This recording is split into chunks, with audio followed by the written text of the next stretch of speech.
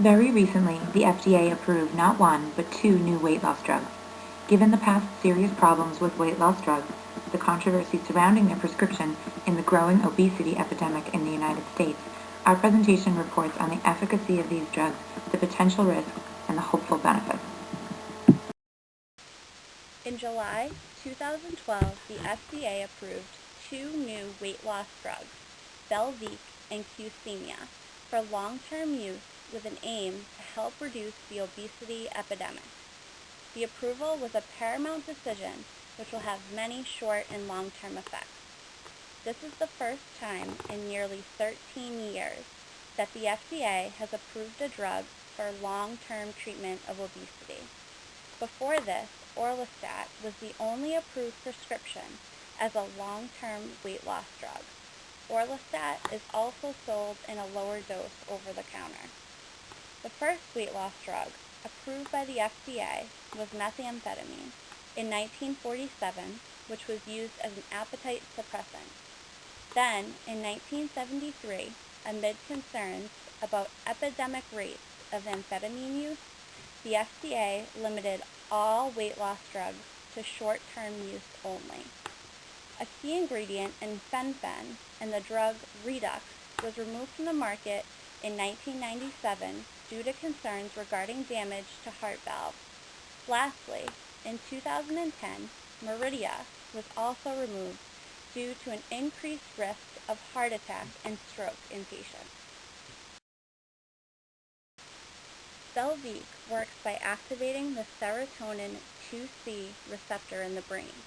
By activating this receptor, a person will likely eat less between meals and feel more satisfied with less food.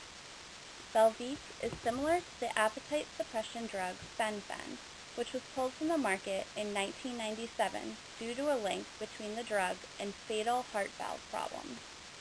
At a lower dose, Belviq is considered to be safe. However, there has only been a few clinical trials. Dr. Donna Ryan, a researcher and obesity specialist at the Pennington Biomedical Research Center, conducted studies of the two medications for the drug company. She reported that Belviq was developed specifically to avoid the receptor on the heart valve, which had been associated with heart damage, and there is no evidence in her research that heart valve problems will develop. Qsymia is a combination of two FDA-approved drugs, phentermine, an appetite suppressant, and topiramate, which is used to treat epilepsy and migraines. Even at the lowest dose, Qsymia shows more promising results than Belviq, perhaps because it's a double whammy, combining the appetite suppressant of phentermine with an anticonvulsant drug, topiramate, which has been previously indicated in weight loss due to its effect of feeling fuller after eating. Both drugs have a long list of potential side effects. Common side effects from either drug may include dry mouth, constipation, and tingling of the fingers and toes. In addition to the side effects listed, Belviq may also cause problems with attention and memory, and can also interact with other medications used to treat migraine headaches and depression. In patients with diabetes, additional side effects of Belviq included low blood sugar, cough, and back pain. Concerning side effects associated with Qsymia also include increased heart rate and blood pressure, depression, confusion, psychosis, and insomnia. Pregnant women are discouraged from taking Qsymia due to possible birth defects. The FDA evaluated 3 randomized placebo-controlled trials of nearly 8,000 obese and overweight adults with and without type 2 diabetes. Participants were followed for 1 or 2 years, and all participants received exercise counseling and followed a reduced calorie diet. When compared to the placebo group, participants who were treated with Belviq for up to 1 year experienced a weight loss between 3 and 3.7%. there was no statistically significant difference in the development of heart valve abnormalities between the Belviq and placebo groups. The safety and efficacy of Qsymia was evaluated in two multi-center phase 3 trials, the EQUIP study and the CONQUER study. These two studies included more than 3,700 patients who were treated for up to 1 year. In order to participate, patients had to be severely obese with a BMI of at least 30 or who were overweight with a BMI of at least 27 who were also suffering from at least one weight-related comorbidity, such as hypertension, type 2 diabetes, or high cholesterol.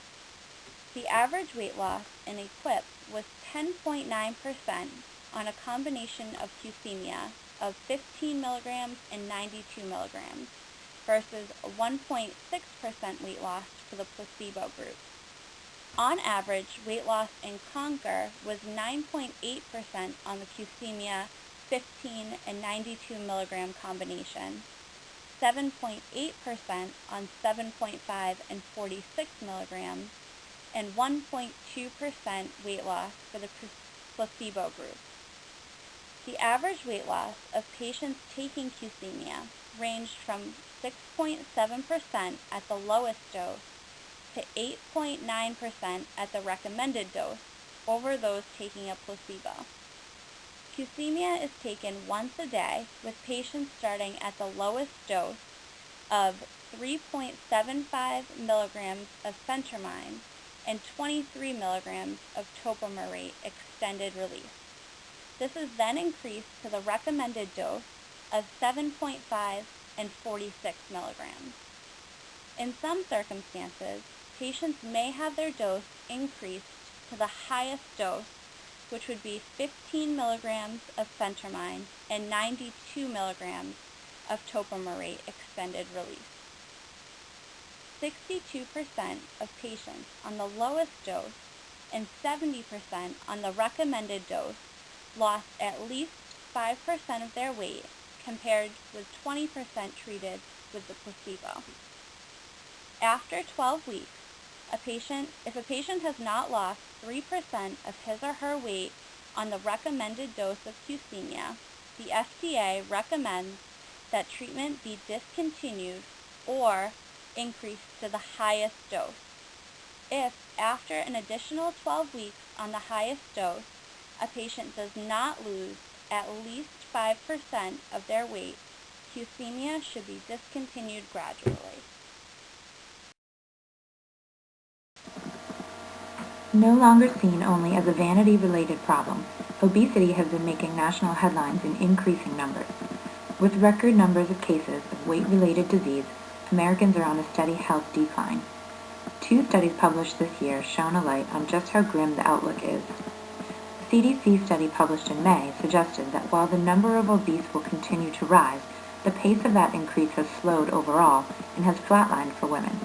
Despite that seemingly good news, the numbers also reflect that the largest increase is among the severely obese, a projected increase of 130%.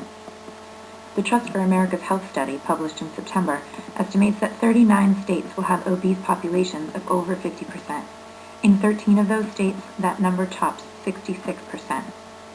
While there is no one accurate measure of healthcare costs specifically related to obesity, the Trust for America's Health study estimates that the annual cost of treating diseases related to obesity will increase $48 billion annually, while the CDC anticipates that the annual total to reach $545.9 billion by the year 2030.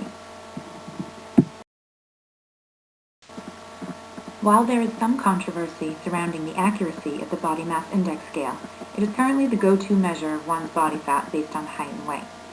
According to the scale, which compares only your height to weight ratio, underweight is reflected by a score of less than 18.5. Normal weight shows 18.5 to 24.9. Overweight is a score of 25 to 29.9, and a score of 30 or greater reflects obesity. While these numbers may be skewed for those who are heavy due to high muscle mass, it is believed that the overall average reflects accuracy.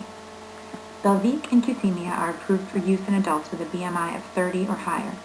They are also approved for adults with a BMI of at least 27 who are currently experiencing at least one weight-related condition, such as hypertension, type 2 diabetes, or high cholesterol. Both Belviq and Qsymia help people to eat less food by decreasing hunger between meals and making you feel more satisfied with less food. However, neither drug helps boost metabolism. While taking either medication, patients are also encouraged to reduce their food intake and engage in regular exercise. With the average weight loss of 4 to 8% over the 1 to 2 year trials, the drugs seem to have promising effects. However, as both are intended to be lifelong prescriptions rather than short-term aids, the long-term effects on overall weight loss remain to be seen. In addition, given past serious side effects of weight loss drugs, most notably heart conditions, further studies are required of both drugs to monitor patients' overall health. Qsymia is currently available through mail order, and Belviq is anticipated to be available in early 2013. With regards to Qsymia, the ingredient phentermine may be habit-forming and is considered a classified drug. It therefore should be used only by the person for whom it was prescribed. In addition, patients should not stop taking Qsymia suddenly, or seizures may result.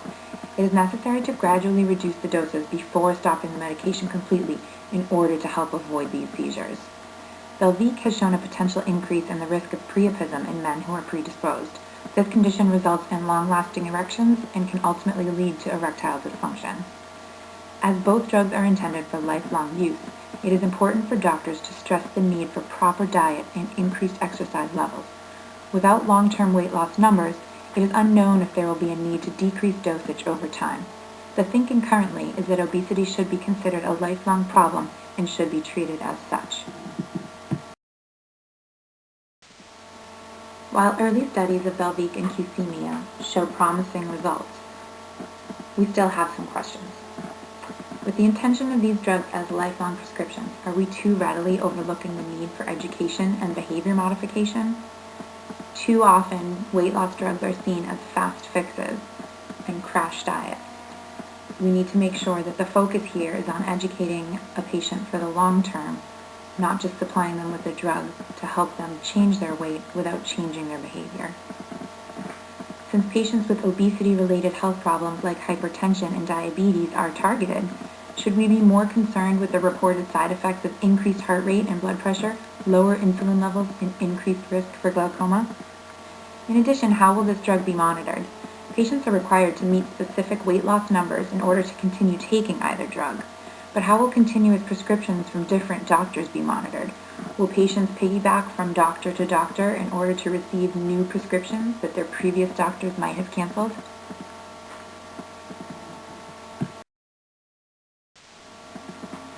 By all accounts, our nation's obesity epidemic has the potential to crush both our health and our wealth. If you're interested in more information on what we researched, please see our following works cited.